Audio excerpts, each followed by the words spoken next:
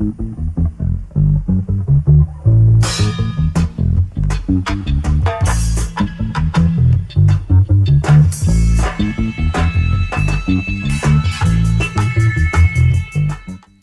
is the Linefeed reading list for July 2009. In this edition, I'm going to look at about 7 different magazines, starting with Monocle's Most Livable Cities Index issue, which has got to be like their biggest issue of the year. Every year it just generates more and more interest. And this issue is a slight departure for them too in terms of the illustration, which is like amazingly colourful. For a long time they sort of tried to keep it monotone and just a couple of colours, but they've really gone all out with this issue. There's all sorts of crazy little illustrations by a few different illustrators, including I think it was Made with Honor, who sound really interesting, and they're just scattered throughout. The other interesting thing is there's a lot more advertorials. Like the number of advertorials has skyrocketed. Oh, I just want to mention the podcast too, which is well worth listening to. It's like anything Monocle do though. It's sort of loads of information with a slightly camp edge that you can forgive, just because it adds a bit of warmth, really, I guess. They just have to like stop choosing such atrocious music. The Monocle Summer series has this naff jazz shite all the way through it. Horrible music. New musical director, please, and you'll be on track. I wanted to show you some of the advertorials too. That the ads for Rosetta Stone all look like they've had sort of the Monocle magic wand or the Wink Creative magic wand waved over them. The main problem with having all these advertorials is just that they all bear the sort of Monocle trademark in terms of their layouts and typefaces and the way that the information displayed on them, and they're in danger of sort of having it all bleed into one, I think, if they're not careful. I think that will be the comments that you'll hear about this issue, is that it was hard to know where the article stopped and where the advertorials began. Here's another one for a city, for Singapore. Particularly too because they tend to be about cities. The advertorials are, to promote cities, and that's what Monocle talk about a lot. This issue's also got the 50 things you can live, and they've got an office dog, which is really cute. I just thought I'd highlight that. The dog, yay. Shame it's not an office cat, but never mind. Here's I didn't mean to sort of put Monocle and Wallpaper together, but I have. But I brought Wallpaper because I wanted to see the typeface that Neville Brody had designed for it. Especially after, if you go on the Creative Review blog, you'll see he submitted a couple of cover options, a couple with just the word shit written across them, which I don't know, it's easy to sort of say, dismiss as arrogance, really. But go have a look on the Creative Review blog and see what you think. This issue also had some lovely photography by an illustration group called Corner Union. I think they're illustrators / designers / photographers, where they'd done some sort of weird perspective thing. There's a whole page about Neville Brody's typeface too, which is quite interesting. I like when Wallpaper actually starts talking about type and stuff like that. The photo shoots aren't bad either. I mean, I really like when they destroy really posh, expensive stuff, and there's a whole thing of kitchens on fire, with foam flying through the air and stuff like that, which is great. And this is just sort of comical, sort of a model pretending to be a designer, stressing about deadlines or something, which is always fun. Oh, I had to flick back too because it's this gorgeous picture of some. Wallpaper makes me say gorgeous. I don't use words like that normally, I promise. They were pretty good though, those jug things.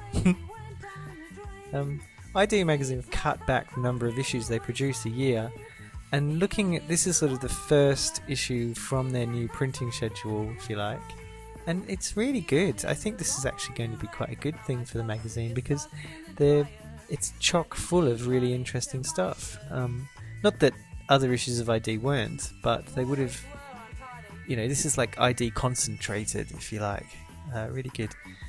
And the theme is fun, so they've got SpongeBob SquarePants all scattered throughout the magazine, including on the masthead. I want to show you this too, because this is actually an advertorial. They're done in such a sort of typically ID way that you only really realise it once you read the copy. And I imagine if they're trying to save money by doing less print runs, that you'll probably see more advertorials as well. So they'll go up in numbers. Oh, I'm running out of breath of this podcast. It's terrible. So yeah, just a really good, solid issue of ID. Well worth picking up. More so than usual. I really loved this layout with Gilbert and George too. This is a really good example of when ID get the photography, the layout, and the text just completely right. Really nice. And they're also talking about the revival of Britpop, which I thought was cute. A little scary though, since I lived through it the first time. I don't know if it's a full-blown revival is really called for. I've got a whole bunch of design magazines to go through in this podcast as well. It's just happened this way. I didn't mean it. From all sorts of parts of the world too. This is from Japan. This is called Quotation, and really lovely. It's got this is the 3rd issue. And it's a really good attempt at a really accessible design magazine for the Japanese market. And it has English text, so it will travel. And a real interest in editorial design, which is odd. Looking at this, you realise there is a real buzz around editorial design at the moment, which is really odd when you consider the sort of waning fortunes of various magazines and publications. It hasn't abated people's interest in the actual design of them at all. In fact, if anything, it's gone up. And this Quotation is evidence of this. It's really chock full of really lovely editorial design by like there's interviews with one of the art directors that used to work at Baron and Baron, and the man behind Homework, who do He magazine. And I think he used to work at Work in Progress, who did Self-Service magazine too. There's a weird sort of article from Creative Review in the back too, and I don't know if that's like an official tie-in. I really hope so, and then just like rip off an article and translate it. Grafik magazine has had a pretty amazing revamp.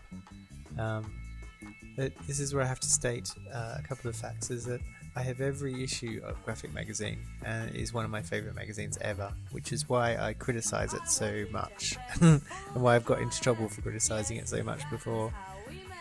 And the second thing I have to mention is that I will be doing publication reviews for Grafik magazine from the August issue, so you have to look out for them and tell me what you think. Back to the magazine though, the redesign just looks like the shackles have been thrown off. It's really good. That page with the big A on too is an ad for the YCN Awards program, which will be coming up real soon and is worth looking at. I'll include a link on Linefeed at some point. The improvements with the new magazine. The editorial has been tweaked, which is really nice. So the sections are sort of much improved. The biggest thing, the thing I'm most happy about is that the images have got bigger. For a while, I wasn't a massive fan of the last, few issues or so where the images were just tiny little things you had to sort of peer at. Now they've all got enough room for you to sort of open up the mag and actually, have a good look around at what people are doing. This issue is on the theme of illustration too, so you find work by Rinzen and Siggy Eccleston. I so hope I've said that right because I'm such a fan. If I haven't said that right, I'm really sorry. Go to vanillasaf.com and you can see loads of Siggy's work. It's all really lush. It's also got illustrations by Holly Wales featured in here as well. Another really good illustrator that's worth checking out. A good example of how the sections have sort of been tweaked and changed just slightly, but vastly improved, is the letter forms and trademarks section as well, which is now called View. And this at the back is the review section, where hopefully you'll find all sorts of stuff. I'm not going to plug myself again. Why should I? This was really good. This is about the Design Museum in Breda. I think it's Breda. And if I hadn't read this, I wouldn't have realised how far away it is from everything and how hard it is to get to, and whether it's actually worth making the trek or not. If you're wondering, pick it up and have a look, because you'll find out. I was really excited about discovering this magazine, also called Grafik, though spelled completely different. It's Korean, and it has barely any advertising. I think there's a couple of ads at the back, which means the whole magazine is freed up to cover a particular subject per issue and just flood every page with amazing imagery and interviews and stuff on that subject. So the issue you're looking at here was about a educational institution in Amsterdam called Typography Worksplat. I hope I've said that right. And it features work of students and interviews with students and tutors, and it pretty much gives you an overview of recent sort of stuff going on at the institution, which is really nice. It exemplified in this archive bit at the back where they show you lots of posters and stuff that students have done.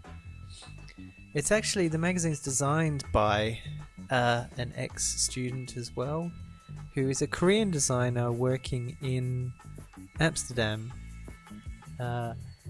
and she's actually gone on to design the current issue, which came after that as well, which is the one you're looking at here. This one's on the topic of self-publishing, which is a topic close to my heart, and one that there's a lot of interest in at the moment, I think. And this is lush. It's, for a start, it's really lovely stock. Like the paper is, it's really odd. It's really lovely paper. You just want to keep sort of feeling it. I've never really sat there and flicked a magazine so much before. The paper's really nice, and that obviously helps. The way, you know, how everything's presented inside, for sure.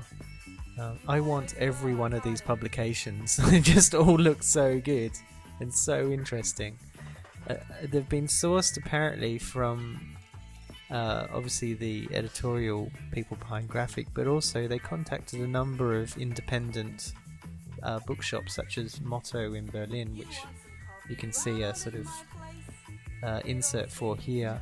And they suggested some of the publications that are featured inside as well.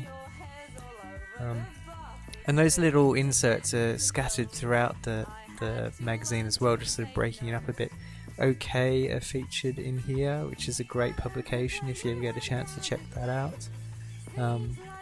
There's bound to be some you've heard of. The designer behind the magazine, she's also produces a independent title called Amul, which you could see there. There's another flap for an awesome bookshop in Berlin called Pro Quorum. If you're ever in Berlin, that's definitely a place to check out. Spin make an appearance with their publications on newsprint that they've been producing. And then at the back, they talk about pretty much single issue publications, I think, like really one-off, quirky sort of bits and pieces. And it's lovely to see, again, like a real mixture of like European aesthetic and Korean aesthetic sort of coming together to create something really new and fresh that I personally haven't seen before. And I think that's the sort of thing you want to champion, stuff you have not experienced before that add something new to the sort of publishing and design landscape. And that's my evangelizing of Grafik. Great magazine. This is the last one, and it's a bit of an odd one. C&A stands for Concrete and Aggregates, and it's pretty much a massive lush magazine about concrete, and it's our token Australian magazine for this video podcast as well. It's designed by a design group called EmeryVincent, who are known for doing lots of sort of wayfinding and very traditional graphic design. And it's completely lush. It's really shows you. It's a really good example of the love of architecture in Melbourne. It's a love above all other design disciplines, and this magazine completely worships at its temple. The copy is very light, it's little, and it's just these massive, huge expanses of concrete in various architectural forms. They're buildings I've seen in other magazines too, but here they're just presented in such an amazingly lavish way. And it's mainly black and white as well. I mean, it's really lovely, good quality stock, and it's not expensive. I think this is like $10, which is quite cheap for a magazine over here. But yeah, I thought that was a really good example of the sort of mindset of Melburnians, that concrete and aggregates get such an amazing showcase. And that's it. I've finished. I'm going to stop now. Thanks. Bye.